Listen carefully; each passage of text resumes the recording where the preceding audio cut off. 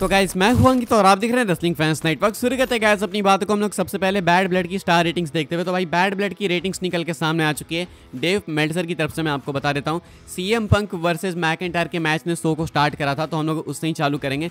Hello इन अ cell match, एक gruesome match, एक brutal match, and इस मैच ने भाई मेल्टजर से अर्न किए हैं 5 में से 5 सितारे, यानी कि एक 5 स्टार क्लासिक मैच था ये।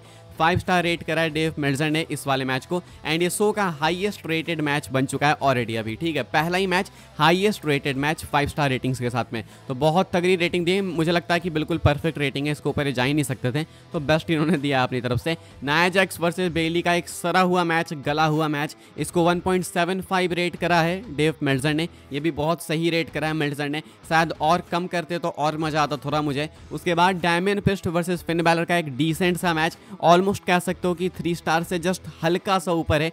3.25 इन्होंने रेट करा है, तो इसको मैं 3 काउंट करता हूं, लेकिन चलो 3.25 मेल्टजर का कहना है कि ये वाला मैच इतना था। Liv Morgan and Riya replay का सार्केज मैच के अंदर काफी कुछ हुआ था। डोमिनिक ऐसा लगा भाई कि गिरने वाले हैं, तो काफी ट्विस्ट एंड टर्न्स थे। एंड में रकीर रॉड्रिगेज आती हैं, उसके बाद मैच की एंडिंग थोड़ी बॉच हो गई थी, लेकिन इन सबके बावजूद भाई मैच को इन्होंने 2 रेट करा, यानी कि बहुत खराब रेटिंग है इस मैच के लिए भी। 2 की रेटिंग है इस मैच के लिए। मेन इवेंट अपना Cody Rhodes and Roman Reigns versus solo Sikoa and Jacob फाटू का मैच, एंड मैच के एंड में क्या होता है, रॉक का रिटर्न होता है, लेकिन मेल्टजर भाई अपनी रेटिंग्स में रिटर्न वगैरह को काउंट नहीं करते हैं। ठीक है, तो वो एक्सक्लूड करके सिर्फ यहाँ पे मैच की बात की जा रही है, तो सिर्फ मैच को ये देखते हैं 5 में से 4.25 रेट करते हैं, तो ये भी बहुत अच्छी इन्होंने रेटिंग दे दी है। मुझे लगता है कि 3.75 भी देते तो कोई दिक्कत नहीं थी, लेकिन 4.25 बहुत अच्छी रेटिंग है। तो 2 हाईएस्ट रेटेड मैच भाई, सबसे ऊपर अपना आएगा पंक एंड मैकिंटायर का मैच 5 स्टार की रेटिंग के साथ में।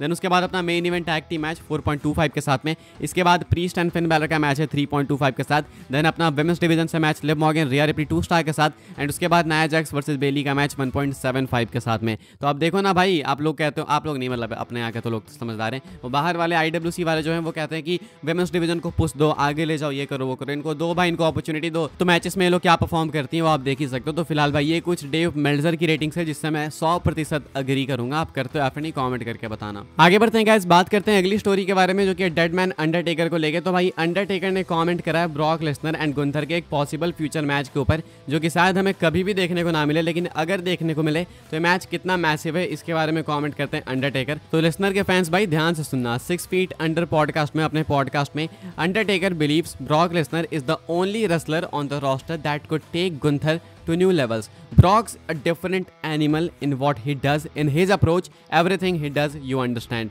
कहना अंडरटेकर का कि अब इकलौता लेसनर ही बचा है भाई इस रोस्टर में, जो कि गुंथर के लिए नए बार सेट कर सकता है, नए लेवल सेट कर सकता है। बिकॉज गुंथर आई थिंक काफी कंफर्टेबल हो चुका है, बिकॉज वो डोमिनेट कर रहा है, वो डोमिनेटिंग है। एंड ये भी कहते हैं अंडरटेकर कि गुंथर इनका फेवरेट करंट रेसलर है। तो कहते हैं कि अगर गुंथर को और ऊपर लेके जाना है तो लेसनर वो बंदा है जो कि शायद इसके लिए कुछ और बार्स हाई सेट कर सकता है, नए लेवल्स बना सकता है, जिससे देन गुंथर को क्रॉस करने में दिक्कत हो, एंड देन गुंथर के करियर के लिए वो चीज़ और भी ज़्यादा प्रॉफिटेबल हो, सक्सेसफुल साबित हो। तो ऐसा कुछ कहना है अंडरटेकर का, मैं बिल्कुल अग्री करूंगा। एंड एक ड्रीम मैच है भाई लेसनर वर्सेस गुंथर, ये रेसलमेनिया में आपको देखने को मिलता भी, लेकिन हमें पता है एलिगेशन सामने आ गए, लेसनर की धज्जियाँ उड़ गई, तो WWE उनके साथ खुद को एसोसिएट नहीं करना चाहती है, तो ये दिक्कत है करेंटली। फिलहाल भाई अंडरटेकर का कहना है कि लेसनर जो है एक परफेक्ट ऑप्शन है गुंथर के लिए, अगर गुंथर को और आगे लेके जाना है आपको। तो आगे बढ़ते हैं गाइस, बात करते हैं अगली स्टोरी के बारे में, जो कि Seth Rollins and Becky Lynch को लेके। तो भाई क्या Seth Rollins and Becky Lynch को स्पॉट करा गया, एंड क्या ये एक हिंट है कि बेकी लिंच की वापसी आपको देखने को मिलेगी? तो सेथ रॉलिंस तो भाई वापस आ गए कुछ हफ्ते पहले,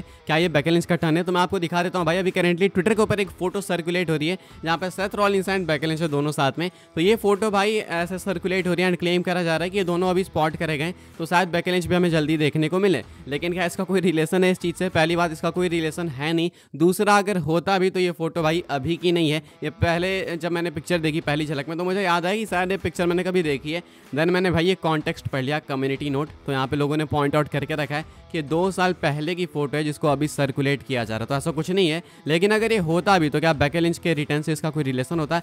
आई डोंट थिंक ऐसा कुछ होता। बेकी लिंच के बारे में, बेकी लिंच के केस में हमें बस इतना पता है कि बेकी लिंच को इंटरनल रोस्टर से रिमूव नहीं करा गया है, रसल वोट्स का ये कहना था। तो इतना आप अश्योर हो सकते हो कि ये कहीं नहीं जा रही है, आएंगी WWE के अंदर में भी एक आखिरी रन के लिए। एंड अगर ये एक आखिरी रन कंप्लीट भी हो जाता है तो उसके बाद जिस तरीके से स्टेटस आती है, एलीटा आती है कभी कदार लड़ने, तो उस तरीके से बेकी भी आएंगी भाई, अभी रिटायर परमानेंटली थोड़ी हो जाएंगी। तो ऐसा कुछ है भाई, बस इतना मैं आपको बताना चाहता हूँ। ये फोटो सर्कुलेट हो रही थी इंटरनेट पे, सो आई थॉट आपके साथ शेयर करते हैं एंड एक बार इसका फैक्ट चेक कर लेते हैं। आगे बढ़ते हैं गाइस, बात करते हैं अगली स्टोरी के बारे में, जो कि गुंथर एंड गोल्डबर्ग को लेके। इनके मैच को लेके भाई अभी क्वेश्चंस तो उठेंगे, बिकॉज जब तक गोल्डबर्ग वापस दोबारा से नहीं आएंगे गुंथर के फेस टू फेस, लोग इसके बारे में बात करेंगे, बिकॉज WWE ने प्रीव्यू दी है, नेवर से नेवर भी बोला है ट्रिपल एच ने। तो मैच कब होगा, मेन क्वेश्चन तो ये है ना, घूम फिर के बात वहीं पे आ जाएगी। तो अभी तो देखो भाई ज़्यादा कुछ आइडिया नहीं है, मैं आपको लास्ट अपडेट बता चुका हूँ आई थिंक इससे रिलेटेड, लेकिन एक बार फिर से मेल्टजर इसी को रिपोर्ट करते हैं तो मैं आपको बता देता हूँ। मेल्टजर का कहना है, आप देख सकते हो रेसलिंग ऑब्जर्वर न्यूज़ लेटर में, as of right now Goldberg versus Gunther is not scheduled for Survivor Series 2024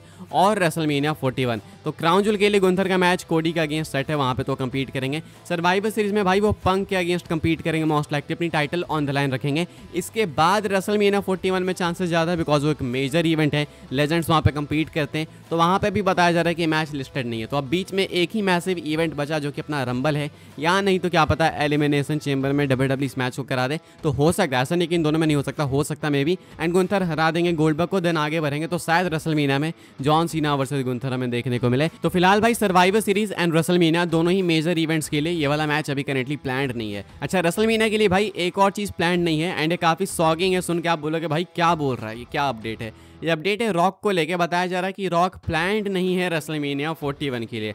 मतलब हम तो पागल है भाई, जो इतने टाइम से रिपोर्ट सुन रहे थे, आपको सुना रहे थे कि रॉक वर्सेस कोडी रेसलमेनिया में होगा, रॉक वर्सेस रोमन होगा, रॉक वर्सेस रोमन वर्सेस कोडी होगा। रॉक अभी वापस भी आ गए बैड ब्लड में, लेकिन वो रेसलमेनिया में नहीं होंगे। मैं आपको अपडेट बता देता हूँ, उसके बाद डिसीजन आपके ऊपर है, आप सोच लेना क्या आपको सोचना है समझना है। रेसलिंग ऑब्जर्वर न्यूज़ लेटर की अपडेट है, कहा जा रहा है as of right now Dwayne the Rock Johnson is not scheduled for WrestleMania 41.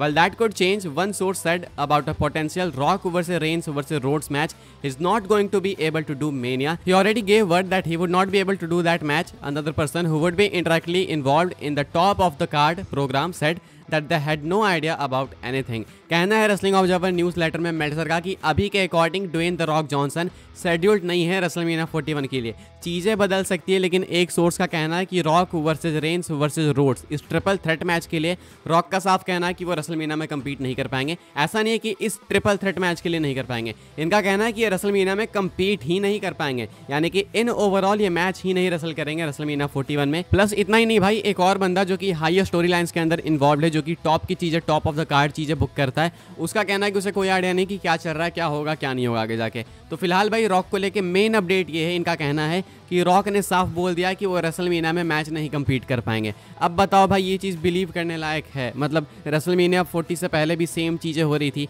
50 चीज़ें हो रही थी कि ये होगा वो होगा, ये कैंसिल हो गया वो कैंसिल हो गया, ये होगा ये नहीं होगा, अलग अलग चीज़ें। अभी सेम मैं आपको बता रहा था कि हम लोग रेसलमेनिया 40 के पाथ पे चलने वाले हैं, एंड ये पाथ देखो चालू हो चुका है। सुनने में आ रहा है कि रेसलमेनिया 41 में कम्पीट नहीं करेंगे। अरे भाई, तो कहाँ कम्पीट करना है? क्राउन जूल में मैच लड़ेंगे? नहीं लड़ेंगे ना। सर्वाइवर सीरीज में शायद वॉर गेम्स में कम्पीट करेंगे, तो क्या वॉर गेम्स के लिए सिर्फ रॉक की वापसी हुई है? रंबल में कम्पीट करेंगे क्या कोडी का अगेंस्ट? एंड अगर रंबल में कम्पीट कर भी लेते हैं तो उसके बाद रोमन से कहाँ भिड़ेंगे भाई? ये रॉक रोमन से कैसे नहीं भिड़ेंगे रेसलमेनिया में, या फिर रॉक वर्सेस रोमन वर्सेस कोडी ये रेसलमेनिया में कैसे नहीं होगा? ये मुझे समझ ही नहीं आ रहा है। इनका कहना है कि रॉक ने वर्ड दिया कि वो रेसलमेनिया में कम्पीट नहीं करेंगे। अब ये आधी हकीकत है आधा फसाना है, मुझे लगता है अभी के अकॉर्डिंग। कुछ सच्चाई होगी इनकी बातों में, कुछ सच्चाई नहीं होगी, कुछ बना के बोल रहे होंगे। आई थिंक कोई और नई अपडेट आएगी तो इनके अपडेट का काउंटर हमें मिल जाएगा, वो आएगी तो मैं आपको बता दूंगा। फिलहाल अगर इनकी बातें सही है तो ये कुछ बहुत ही भयंकर वाहियात चीज़ों में से एक है। इस वीडियो के लिए गाइस बस ये सारी अपडेट्स थी। आई होप्स आपको इन्फॉर्मेशन मिली हो तो वीडियो को लाइक करें, शेयर करें, सब्सक्राइब करें चैनल को, ताकि आने वाले टाइम के अंदर आपको और भी ऐसी WWE की news updates time to time जानने को मिलते रहे। फॉलो कर सकते हैं आप लोग मुझे इंस्टाग्राम एंड ट्विटर पर, लिंक आपको मिल जाएगी डिस्क्रिप्शन में। ज्वाइन कर सकते हैं व्हाट्सएप चैनल को, उसके भी लिंक डिस्क्रिप्शन में। मिलते हैं अपनी नेक्स्ट ऑफर काफ़ी इंटरेस्टिंग वीडियो में।